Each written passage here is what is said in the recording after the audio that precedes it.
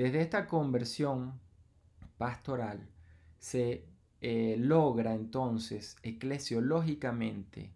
concretizar lo que se llama la inversión de la pirámide preconciliar.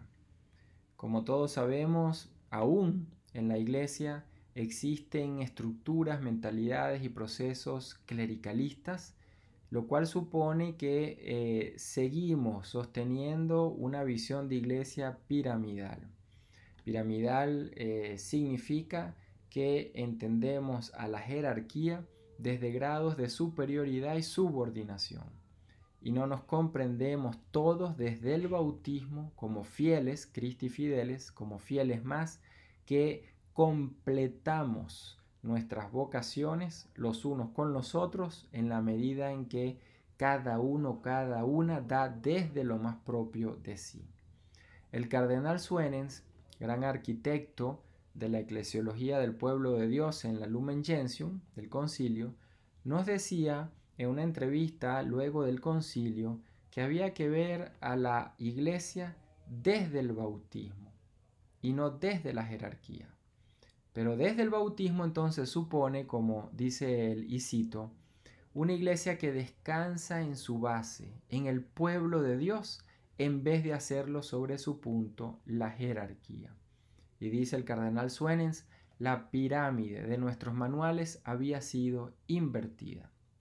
Un prelado romano pudo escribir que se trataba de una verdadera revolución copernicana. Dice Suenens, esto supone volver a situarse en el pueblo de Dios que le ha sido confiado. Una auténtica entonces eclesiología del pueblo de Dios nos debe llevar a pensar en esta inversión de la pirámide que desde el punto de vista de las distintas vocaciones en la iglesia supondrá una reflexión seria sobre el ministerio ordenado, una renovación del ministerio ordenado. Y es que el Papa Francisco, en sintonía con el cardenal Suenens y también con otros debates que se dieron en el concilio como el de Monseñor Deschmet, dice con toda claridad que esta iglesia es como en una pirámide invertida, la cima se encuentra por debajo de la base. En esta iglesia como en una pirámide invertida. Y al decir esto, que lo recuerda en el discurso de los 50 años de institución del Sínodo de los Obispos,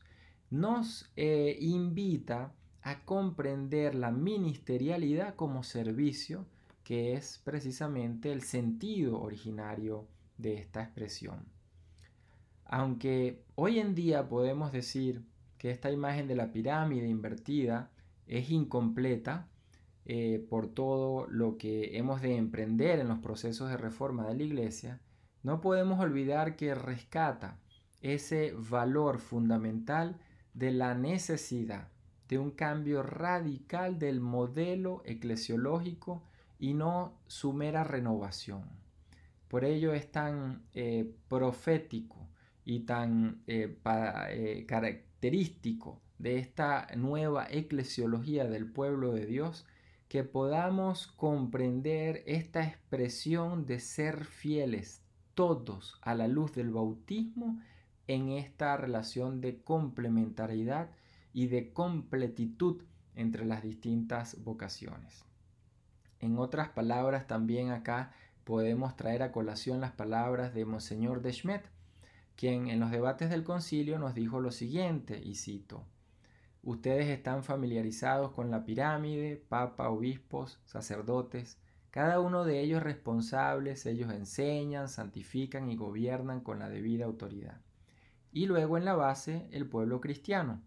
más que todo receptivo y de una manera que concuerda con el lugar que parecen ocupar en la iglesia. Sin embargo, dice Monseñor Deschmet, en el pueblo de Dios todos estamos unidos los unos con los otros y tenemos las mismas leyes y deberes fundamentales. Todos participamos del sacerdocio real del pueblo de Dios. Continúa Deschmet diciendo, el Papa es uno de los fieles, obispos, sacerdotes, laicos, religiosos, todos somos fieles, Christi Fideles,